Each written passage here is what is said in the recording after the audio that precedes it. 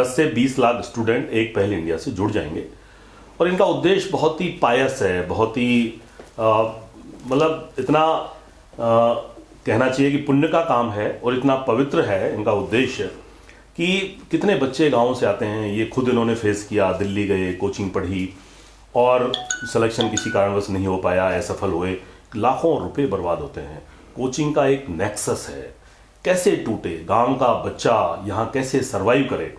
तो एक विचार, एक ऐसी पहल जिसका नाम ही दे दिया एक पहल, और आप सब जो है इससे जुड़े हुए हैं। आपको लाभ ये मिलने वाला है कि जो भी बच्चा जिस किसी भी कैरियर की अपने कैरियर में तैयारी करना चाहता है, ना केवल प्रतियोगी परीक्षा की ही अपितु अपने जीवन में कोई स्किल डेवलप भी वो करना चाहता है, उसकी भी काउंसलिंग इस प्लेटफॉर्म पर की जाएगी डेफिनेटली। और सबसे पहले जो की जाएगी वो तो है कि जो सिविल सर्विसेज हैं और दूसरी प्रतियोगी परीक्षाएं हैं उनकी तैयारी किस तरह से की जाए, घर बैठे की जाए, अपने सरकारी स्कूलों में की जाए, सरकारी महाविद्यालयों में, कॉलेजेस में, यूनिवर्सिटीज के माध्यम से की जाए। और ये जो जादू है मोबाइल, इस जादू के माध्यम से कुछ लैपटॉप और जो जिनके पास कंप्यूटर्स हैं उनके माध्यम से बखूबी आसानी से की जा सकती है। कॉलेजेस में और स्कूल्स में इन्होंने पैनल्स लगाए हैं जो टीवी स्क्रीन की तरह एलईडी पैनल्स हैं, बड़े बड़े हैं, वहाँ पर सीधी लाइव क्लासेज ये लोग करेंगे।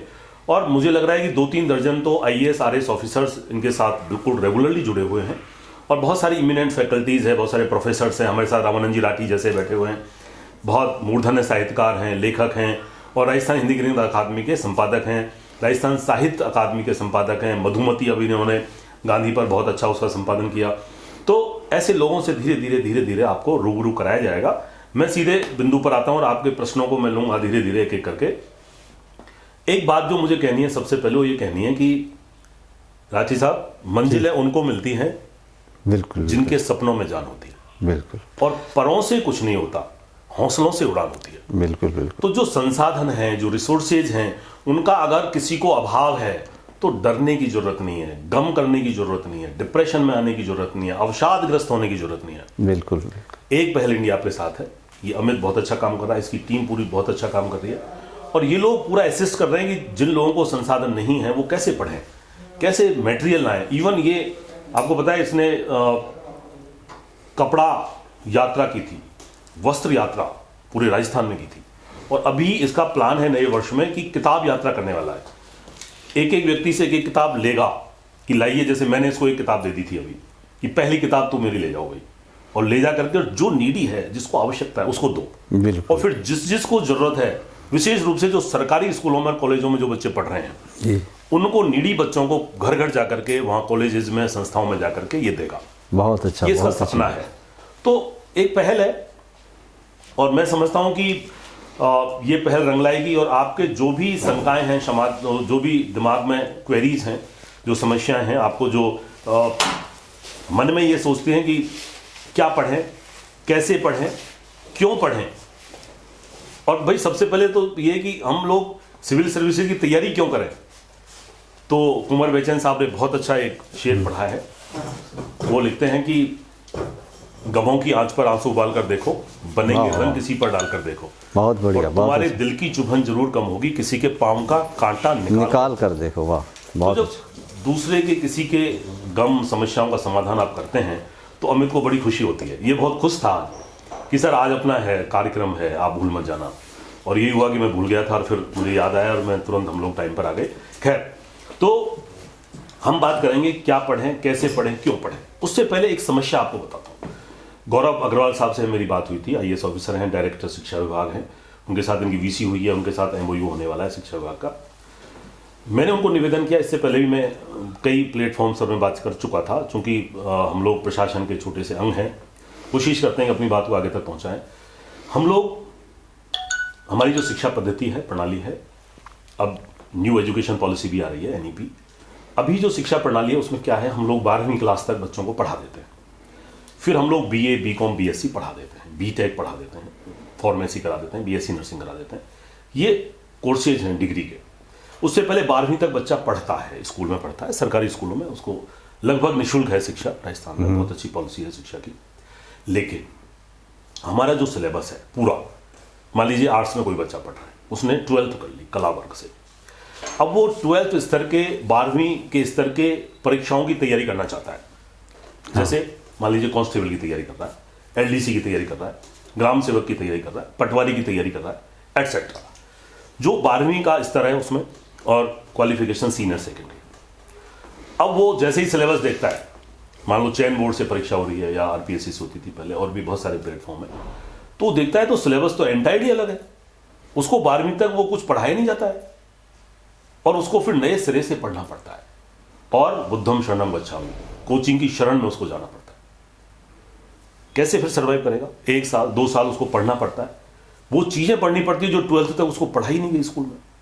तो ये कैसी प्रणाली है, ये कैसा सिलेबस है?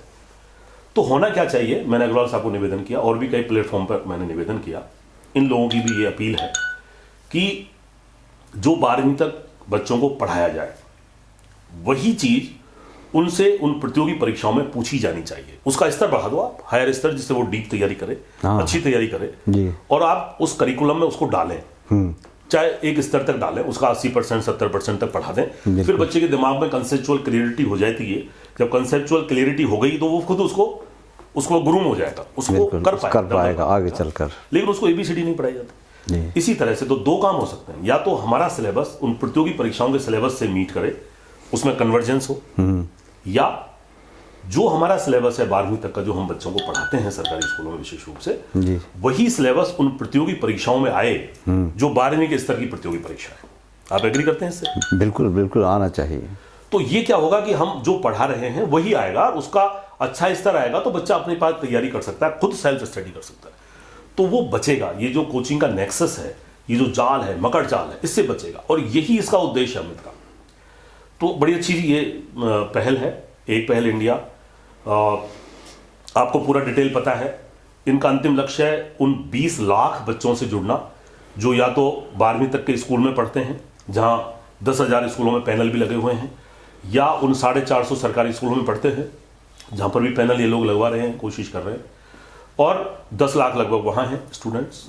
उन 20 लाख स्टूडेंट्स को बिल्कुल निःशुल्क वो गाइडेंस, वो काउंसलिंग, वो स्टडी मटेरियल, वो तैयारी की टिप्स और वो चीजें इनको मुहैया कराएं, उपलब्ध कराएं, वो लेक्चर्स, वो उनकी लर्निंग, वो सारा systematically syllabus wise, topic wise, वो इसका लक्ष्य है कि उन बच्चों तक पहुंचे। शिक्षा प्रणाली कब बदलेगी, कब चेंज होगा, ये एक अलग बात है, लेकिन उद्देश्य यही है कि बच्चे वो सब पढ़ें सरकारी स्कूलों में जो उनको परीक्षाओं में आने वाला है। तो ये अपना एक उद्देश्य है। अमित, अब मुझे लगता है कि हम बच्चे बहुत क्वेरीज आ रही हैं, कुछ मैसेजेज आ रहे हैं, तो आप मतलब क्या बच्चे सबसे पहले क्या जानना चाहते हैं? क्या? देखिए, मैं सबसे पहले प्रश्न ले रहा हूँ। सीमा योगी आपका हैंड राइज किया हुआ है, लाइन पर आप सुन पा रहे हैं बेटा? सीमा योगी आप सुन पा रहे हैं जी? सीमा योगी, आपको आवाज आ रही है? करण गुजराती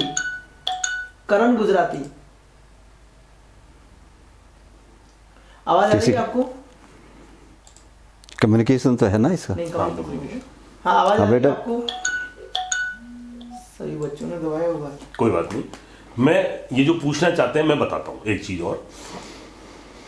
बच्चे पूछते हैं, जो मेरा अनुभव है काउंसलिंग का, कि सबसे पहले पूछते हैं कि कैसे पढ़ें, क्या पढ़ें, कैसे पढ़ें, पढ़ाई का तरीका क्या हो कि अच्छे से समझ में आए, अच्छे से लर्निंग हो जाए, याद आए, और वो टाइम पर रिकॉल हो जाए, रीट्राई हो जाए जब उसकी जरूरत पड़े परीक्षा। बिल्कुल बिल्कुल। कुछ बच्चे पूछते हैं, सर सुबह जल्दी जग करके पढ़ना अच्छा होता है क्या? हाँ, आवाज आ रही है आपको? जी सर, आ रही है। क्या नाम है आपका? पूछिए बेटा, पूछिए, क्या पूछना चाहते हैं? अजोदिया। हाँ सर जी, पूछिए बेटा, पूछिए, क्या पूछना चाहते हैं आप? सर, स्क्रीन ठीक नहीं दिख रहा है। स्क्रीन आपके बेटा नेटवर्क की प्रॉब्लम हो सकती है आपके वहाँ। ये नेटवर्क की प्रॉब्लम हो गई। आप तो पूछिए। आवाज आपकी क्लियर आ रही है बेटा, पूछो। हम आपको सुन रहे हैं बेटा अच्छे से। You are quite audible. Sir मेरा क्वेश्चन ये है कि हम शुरुआत में तैयारी कैसे करें? मतलब हम हिंदी मीडियम से तो हमें इतने अच्छे से नहीं आती है। वही मैं बता रहा हूँ बेटा, सुनिए अब आप गौर से। मैं वही बताना चाह रहा था, मुझे पता है ये प्रश्न आएगा। हर व्यक्ति का, हर ह्यूमन बीइंग का अपना एक तरीका होता है, डिफरेंट। बेटा आप जो सुन रहे हैं सर को, उसका एक वीडियो बना लेना ताकि वो हमें पोस्ट करना फिर। ठीक है बेटा। तो हर व्यक्ति का, आवाज बिल्कुल सही नहीं आ रही है अभी। मेरी आवाज नहीं आ रही आपको? मेरी आ रही है बेटा, आवाज आ रही है? अब आ रही है? नहीं, अभी भी नहीं आ रही? थोड़ी आ रही है। अब आ रही है? अब सुन पा रहे हैं आप? नहीं, कोई बेटा आ टेक्निकल रही है? कोई प्रॉब्लम होगी? अब आ रही है? हाँ अब थोड़ी थोड़ी आ रही है। ओके ओके, चलो मैं लाउडली बोल लेता हूँ। हाँ अब आ रही है। हर व्यक्ति का पढ़ने का, बच्चे का पढ़ने का तरीका अलग अलग होता है। हम कई बार नकल करते हैं कि घर वालों ने कहा कि सुबह जल्दी उठ करके पढ़िए, ब्रह्म मुहूर्त में पढ़िए। ठीक बात है, वो अच्छा होता है, माइंड फ्रेश होता है, वातावरण शांत होता है, लेकिन ये थंब रूल नहीं है। हर बच्चे की अपनी अलग अलग बायोलॉजिकल साइकिल होता है, बायोलॉजिकल नीड होती है, साइकोलॉजिकल नीड होती है। वो उसका पैटर्न अलग होता है, उसका तरीका पढ़ने का अलग होता है, उसी से वो लर्निंग करता है। जो बच्चे सुबह जल्दी जग करके पढ़ने में इजी महसूस करते हैं, अच्छा उनका मन लगता है पढ़ने में, तो पढ़िए, बहुत अच्छी बात है। लेकिन कुछ बच्चे सुबह नहीं पढ़ पाते। जैसे मैं बचपन से ही सुबह नहीं पढ़ पाता था। घर वाले कहते थे सुबह जल्दी उठ करके पढ़िए, मैं कोशिश करता था, आलस आता था, नींद आती थी, झपकी आती थी और लर्न नहीं होता था, मन नहीं लगता था। मुझे रात को पढ़ना अच्छा लगता है शुरू से, बचपन से। अब नई पीढ़ी के बच्चे भी रात को ज्यादा पढ़ते हैं, तो कोई फर्क नहीं है। आपकी जो स्टाइल है याद करने की, लर्निंग की, वो आपकी यूनिक है। क्योंकि इतने सारे, कितने विश्व में 8 अरब लोग हैं राठी साहब। हाँ हाँ बिल्कुल। 8 अरब लोगों का थंब इंप्रेशन बिल्कुल अलग अलग है, बिल्कुल जुदा है। हर व्यक्ति की अपनी बायोलॉजिकल क्लॉक अलग है, हर व्यक्ति का अपना ओरिएंटेशन अलग है। तो फिर एक जैसा मेथड नहीं हो सकता। तो आपको चिंता करने की जरूरत नहीं है। आपको जब पढ़ने में मन लगे तभी पढ़ो, और जैसे आपको पढ़ने में अच्छा लगे, लिख करके पढ़ना, जोर से बोल करके पढ़ना, कई मनी मन में पढ़ना, मनी मन में उसको दोहराना, लोगों से डिस्कस करना। These are the different patterns and styles of the learning. अलग अलग तरीके हैं याद करने के, पढ़ने के। तो जो आपको अच्छा लगता है, जिसमें आप कंफर्टेबल हो, जो चीज याद होती है जिस तरीके से, वैसे ही आपको पढ़ना है। वही नियम है, वही नियम है, कोई थंब रूल नहीं। एक नियम नहीं है सबका, एक नियम बिल्कुल नहीं है कि सब एक ही तरह से पढ़े। अच्छे मनोवैज्ञानिक इस बात को कह चुके हैं। और ऐसे ही जो हमारी राठी साहब 3 तरह की मेमोरी होती है।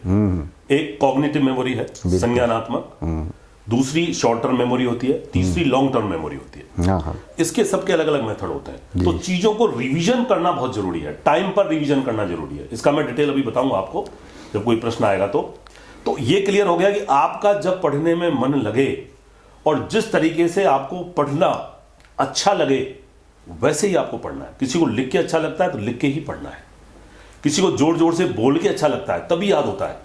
उसके कई फायदे हैं। आपकी दूसरी इंद्रियां भी सुनती हैं। आप मान लीजिए लिख करके और बोल करके पढ़ रहे हैं, तो आपका हाथ एक इंद्री है जो उसको लिखता है, आपकी आंखें एक इंद्री हैं जो उसको पढ़ती हैं, बोलते हो आपकी कान एक इंद्री हैं वो सुनते हैं। तो आपका दिमाग अपने आप ही, जो सेंट्रल नर्वस सिस्टम है, वो उसको रिकॉग्नाइज करता है और वो उसको स्टोर करता है और जरूरत आने पर उसको रिकॉल करता है। राइट बेटा? इस तरह से आपको पढ़ना है, इस तरह से पढ़ना है। और सर आपने जो तैयारी की है, आपने आरएस कंप्लीट किया, उसके लिए आपको क्या क्या समस्या आई, आपने कैसे समाधान किया, कैसे आगे बढ़े? बेटा बहुत परेशानी आती हैं। किसी शायर ने कहा है कि सफर में धूप तो होगी, तुम चल सको तो चलो, सभी हैं भीड़ में, तुम निकल सको तो चलो। और किसी के वास्ते राहें कहाँ बदलती हैं, तुम अपने आप को बदल सको तो चलो। You have to cope up with the different kinds of the typical critical circumstances. आपके जीवन में बहुत अलग अलग जटिल परिस्थितियां आती हैं, आपको उसको फेस करना होता है, आपको समाधान निकालना होता है। और सबसे बड़ी बात तो डॉक्टर साहब ये है कि गांव के बच्चों में संघर्ष करने की और समस्याओं से जूझने की ज्यादा कुवत होती है। शहर के बच्चों में वो नहीं पाई जाती है, लेकिन ज्यादा एबिलिटी में होती है। हर व्यक्ति कुछ ना कुछ कर सकता है, बहुत एबिलिटी है, अथाह भंडार है। जैसे ज्ञान का अथाह भंडार है। ऋग्वेद कहता है कि आनो भद्रा कृतो यंतु विशुद्धा, let the knowledge novel thoughts come from every side. हर जगह से आ सकता है ज्ञान, लेने वाला चाहिए, उसको रिसीव करने वाला चाहिए। इसी तरह से आपके असीम भंडार है शक्ति का, एनर्जी का, आपको स्टोर करके उसको चैनलाइज करने की जरूरत है। उसको लगाओ, पॉजिटिविटी की तरफ लगाओगे तो क्रिएशन होगा, नेगेटिविटी की तरफ लगाओगे तो डिस्ट्रक्शन होगा। तो उसको सकारात्मक दृष्टि से, आशावादी दृष्टिकोण से आप लगाइए। ठीक है बेटा, बेस्ट विशेज। हम अगला क्वेश्चन लेंगे और मैं बहुत सारी चीजें वो बता दूंगा दूसरों के प्रश्नों में भी उत्तर में जो आप पूछना वास्तव में चाहते हैं। Right, okay, best wishes. Thank you sir, thank you. Raju Ram आपके साथ जुड़ रहे हैं हम। राजू राम आपको आवाज आ रही है जी? राजू राम बोलिए, आपकी आवाज आ रही है। राजू राम सुन पा रहे हैं आप मुझे? हाँ जी सर, सुन पा रहा हूं। Very good. ये बेसिकली एक ट्रायल है, अभी कहीं नेटवर्क भी कम हो सकता है, हम लोग भी स्टूडियो में नहीं है, ये हम लोग एक मेरी लाइब्रेरी में बैठे हुए हैं और एनवायरनमेंट भी कुछ ऐसा है कि छुट्टी का माहौल है, तो ये एक ट्रायल है। अच्छे से आपकी क्लासेज होगी, प्रॉपर स्टूडियो में होगी ढंग से। हम कुछ प्रशासनिक अधिकारियों को बुलाना चाहते थे, क्रिसमस है, संडे है, किसी परिस्थितियों को बस अभी आ नहीं पाए, हो सकता है हमको ज्वाइन कर लें, लेकिन हमने राठी जी को बुला लिया। तो राजू जी, क्या प्रश्न है आपका, क्या पूछना चाहते हैं? सर प्रश्न तो यही है कि पहली बात तो आपकी सिर्फ क्लियर आवाज नहीं आ रही है, कट आ रही है। ये क्या प्रॉब्लम? यह नेटवर्क उनके वहाँ प्रॉब्लम, यहाँ तो सही आ रही है, इसमें चेक कर लेते हैं। ओके बेटा, यहाँ सही आ रही है आवाज, आपका जो नेटवर्क है वो प्रॉपर उसको रिसीव नहीं कर पा रहा है किसी कारण से। कोई बात नहीं, आपकी आवाज यहाँ साफ आ रही है। मुझे साफ आ रही है आपकी आवाज, आप बताएं। बताइए तैयारी कैसे करूं, किस हिसाब से करूं, ये बताइए सर आप। चलिए, वही प्रश्न पहले उस बिटिया ने पूछा था, आपको फिर दोबारा से मैं बता देता हूं। आपका प्रश्न दूसरी तरीके से है। किसी भी प्रतियोगी परीक्षा की जब आप तैयारी करते हैं तो 3 बातें बहुत महत्वपूर्ण हैं इनिशियल अवस्था में, आपको सिस्टमेटिकली शुरू करने से पहले, जिसको मैं कहता हूं प्री रिक्विजिशन, पूर्व आवश्यकता है। सबसे पहली आपने जो विज्ञप्ति निकली है, मान लीजिए आप आरएस की तैयारी कर रहे हैं, आरएस की विज्ञप्ति निकल गई, वो विज्ञप्ति आप शुरू से लेकर लास्ट तक पढ़िए। उसकी क्या एलिजिबिलिटी है, उसकी क्या योग्यता है, क्या फॉर्म भरे जाएंगे, कैसे आपको फॉर्म भरना है, क्या उसमें सिलेबस है पूरा, क्या पूछा जाएगा, कितने स्टेज होंगे, 3 स्टेज, प्रीलिम्स, मेंस एग्जाम और इंटरव्यू। राइट, कितनी सीटें हैं, कौन कौन सी सर्विस में आरएस की परीक्षाओं के माध्यम से सिलेक्शन होता है, क्या क्या पोस्ट होती है जिसमें आप फाइट करते हैं तो फिर बनते हैं, किस पोस्ट पर आप जाएंगे, अपना निर्धारण करें कि मैं क्या बनना चाहूंगा, अपने सपने के अनुसार देखें। तो वो आपने विज्ञप्ति पढ़ ली, सबसे पहले विज्ञप्ति का एक जो निकली है वो पूरी को, मेरा दावा है जिन लोगों का सिलेक्शन भी हो जाता है वो पूरी विज्ञप्ति को पढ़ ही नहीं पाते हैं, पढ़ते नहीं है, दे लेते हैं परीक्षा, हो सकता है पास भी हो जाए, सिलेक्शन भी हो जाए, पढ़ते नहीं है, उसमें बहुत कमियां रह जाती है। आपको पूछना पड़ता है दूसरों से कि इसमें लंबाई कितनी थी, आरपीएस बनना है मान लीजिए, तो लेंथ कितनी थी, विज्ञप्ति में लिखा होता है। हाँ, बाद में जाकर के सेंटीमीटर मिनिमम होना है। हाँ, तो बाद में पूछते हैं कि क्या होना चाहिए, मेडिकल फिटनेस क्या होनी चाहिए, एलिजिबिलिटी क्या है, क्या मैं दूसरे राज्य का हूं, एमपी का, हरियाणा का, तो मैं भर सकता हूं क्या, मैं एलिजिबल हूं क्या, तो सब विज्ञप्ति में खुलासा है। मुझे रिजर्वेशन आरक्षण कितना है, महिलाओं को 30% है क्या, हॉरिजॉन्टल है, वर्टिकल है, सब लिखा होता है। ये सब विज्ञप्ति में पहले ही लिखा होता है। विज्ञप्ति पढ़ लिया आपने, फिर आपने पूरा सिलेबस जो विज्ञप्ति का ही पार्ट है, पूरा सिलेबस पढ़ो आप। कई बार विज्ञप्ति के साथ आता नहीं है, पहले आता था, अब वो साइट पर अपलोड कर देते, वो आप पूरा सिलेबस पढ़ो, पूरा कंप्लीट। बेटा ये पूरा सिलेबस आपको पढ़ना है, बिल्कुल प्री का, मेंस का, इंटरव्यू का जो सिलेबस है पूरा 1 to 1। उसके बाद पिछले वर्षों के प्रश्न पत्र जो पहले एग्जाम हो चुकी हैं, प्रीलिम्स, मेंस और इंटरव्यू भी, उसके क्या क्या प्रश्न आए हैं प्रीलिम्स के और मेंस के, उनको पढ़ें, उनको सॉल्व करें। 3 प्री रिक्विजिशन है,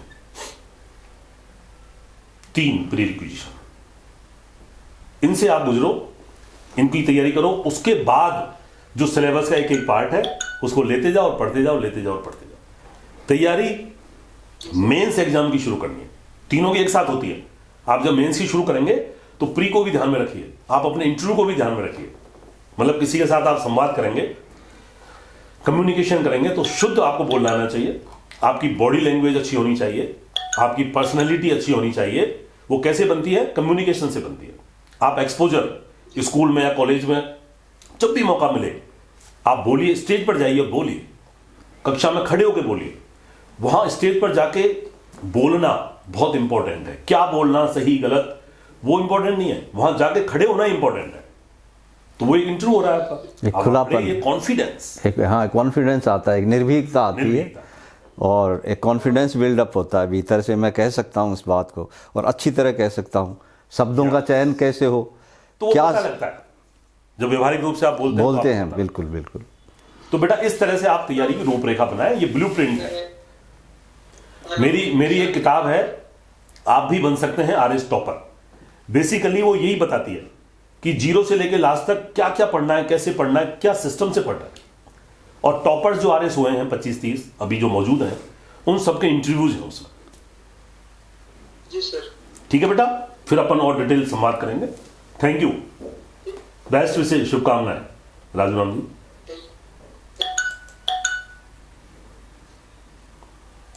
लवीना जी, लवीना आपको आवाज आ रही है बेटा? आप सुन पा रहे हैं?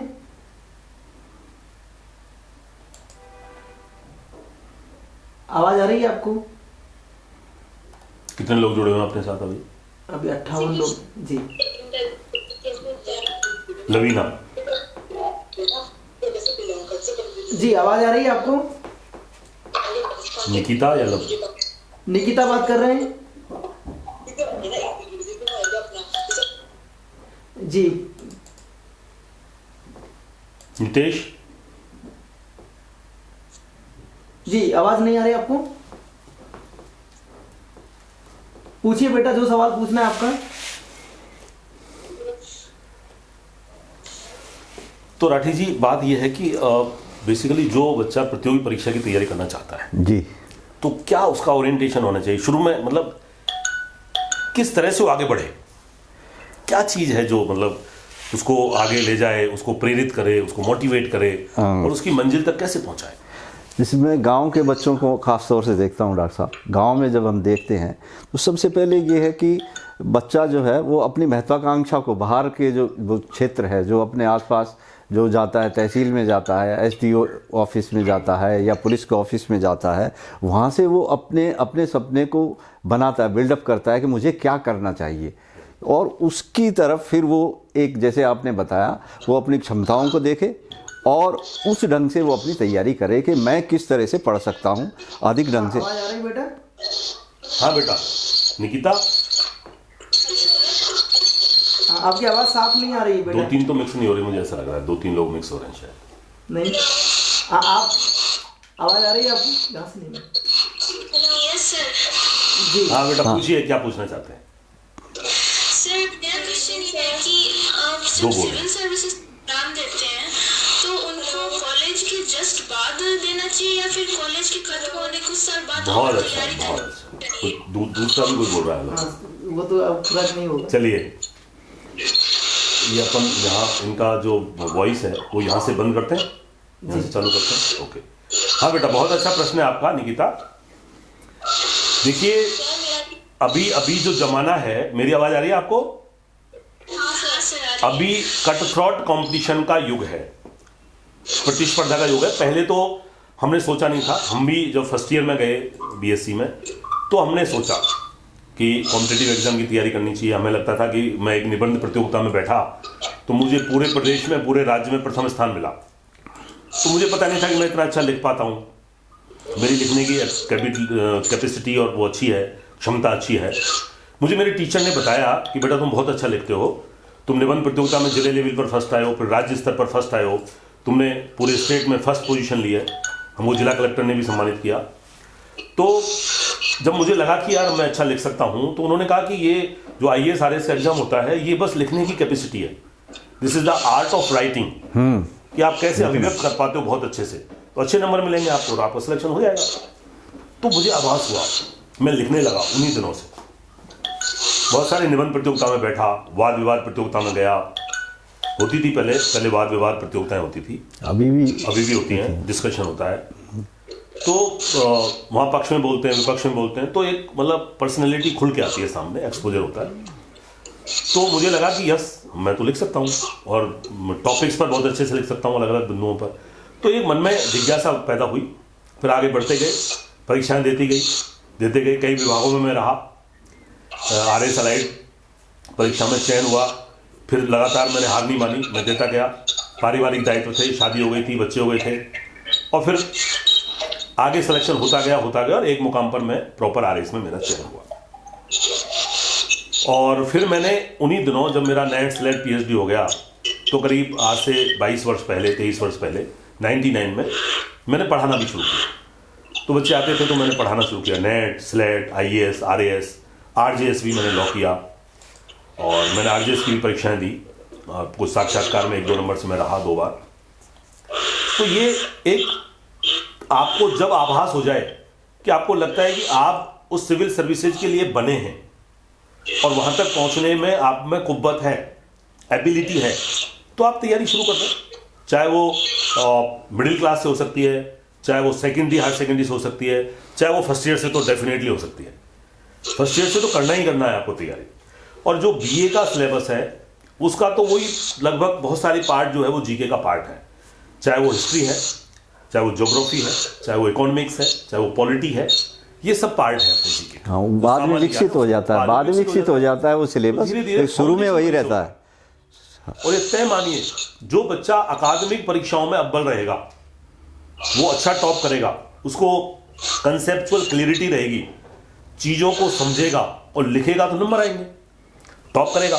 बिल्कुल। तो जो अकादमिक परीक्षाओं में टॉप करने वाले बच्चे हैं वो प्रतियोगी परीक्षाओं में सामान्यतः वो टॉप करते हैं। हाँ, जरूर कहीं ना कहीं अच्छी मतलब रैंक आती है उनकी। जो अकादमिक में पीछे रह जाते हैं, ऐसा नहीं है वो नहीं कर पाते टॉप, वो फिर आगे ग्रूम कर लेते हैं, लेकिन उनको मेहनत करनी पड़ती है, उनको अपने आप को सुधार करना पड़ता है, इंप्रूव करना पड़ता है, अभिव्यक्ति को ठीक करें, अभिव्यक्ति को ठीक करें, अभिव्यक्ति चाहे वो रिफ्रेश कर लें। बेटा हम रिफ्रेश कर रहे हैं, मुझे लगता है आप हमारी बात सुन चुके होंगे। ये सब ऐप पर चल रहा है पूरा, तो ऐप में तो प्रॉब्लम नहीं है? नहीं, यहाँ नेटवर्क की प्रॉब्लम हो सकती है 1% की MB। अपन डाटा केबल लगा लो इसमें भले। नहीं हाँ जी, डाटा केबल है बहुत अच्छा प्रोसेस, ये लो।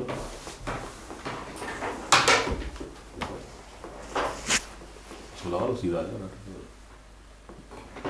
ये नहीं चलेगा लैपटॉप? चल जाए, ले उधर से इंटरनेट की केबल लगा होगा, लगाना दबा के ना इसको भले इधर खिसका दो। इसमें तो कोई कैमरा इसका थोड़ी चल रहा है लैपटॉप। नहीं, इसका नहीं चलता, वो आराम से।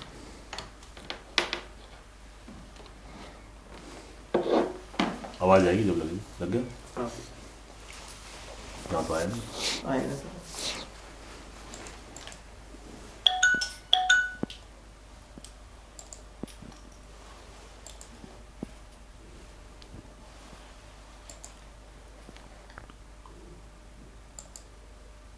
केबल आ गया।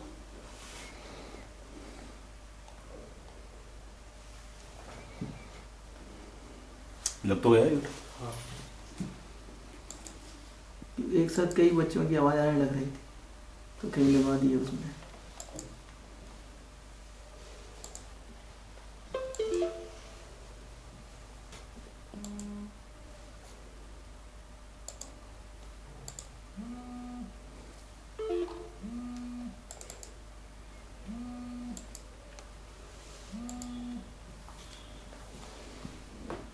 ये बच्चा फोन करके मैसेज करके दम ना लेने दे रहे यार।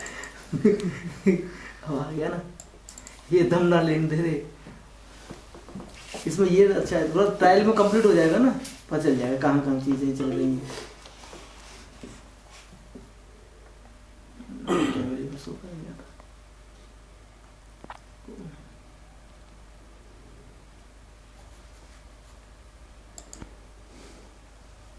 नहीं, जो बच्चे जिज्ञासु हैं ना, निसंदेह फिर पढ़ाई कर रहे हैं या उसके प्रति उनकी जिज्ञासा है।